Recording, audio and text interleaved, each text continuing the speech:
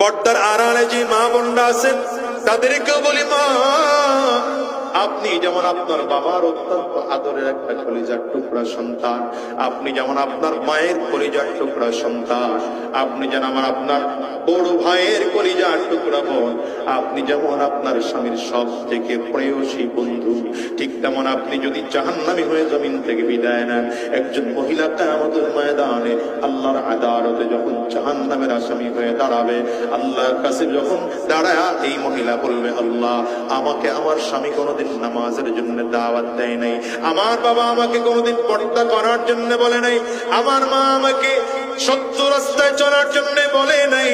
আমার ভাই আমাকে কোনোদিন টিকটক করা বন্ধ করতে বলে নাই। তাইলে এই অবস্থা যখন থাকবে, এই একজন মহিলার কারণে 4 জন পুরুষ জাহান্নামে যাবে, আর একজন সন্তানের কারণে বাবা জাহান্নামে যাবে, মাও জাহান্নামে যাবে। কারণ সন্তান যদি আল্লাহর আদালতে দাঁড়ায় বলে, আল্লাহ আমার বাবা আমাকে দ্বীন শিক্ষা দেয় নাই, আমার বাবা আমাকে দ্বীনের পথে চালায় নাই, আমার বাবা আমাকে নামাজের সাথে পরিচয় করিয়ে দেয় নাই, আমার বাবা আমাকে আলেমদের সাথে পরিচয় করিয়ে দেয় নাই, কোরআন কি জিনিস আমি জানতাম না, হাদিস কি জিনিস আমি জানতাম না, আমার মা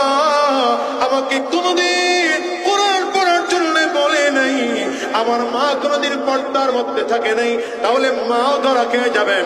বাবা ধরা খেয়ে যাবে। আর সন্তান যদি আলেম হয়, হাফিজে কোরআনদের বাবা মাথাতে আল্লাহ তাআলা কিয়ামতের ময়দানে নূরের মুকুট পরায় রাখবে। তুমি হাফিজে কোরআনের বাবা, তোমার দাম আলাদা,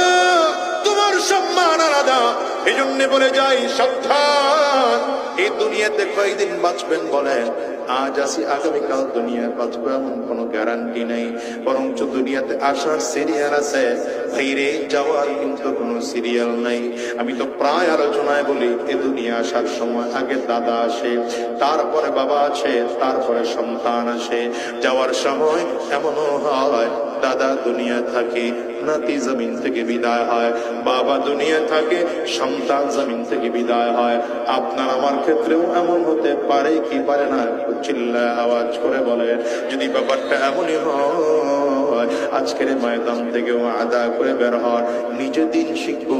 সন্তানকেও দিন শিখাবো, নিজে জাহান্নামের আগুন থেকে বাঁচবো, পরিবারকেও জাহান্নামের আগুন থেকে বাঁচাবো, নিজেও ইসলামের পথে চলবো, পরিবারকেও ইসলামের পথে চালাবো, নিজেও জাহান্নাম থেকে বাঁচবো, আমার বিবিকে, আমার সন্তানকে, আমার ছেলেটাকে, আমার মেয়েটাকে জাহান্নাম থেকে বাঁচানোর জন্য চেষ্টা ফিকির মেহনত করব।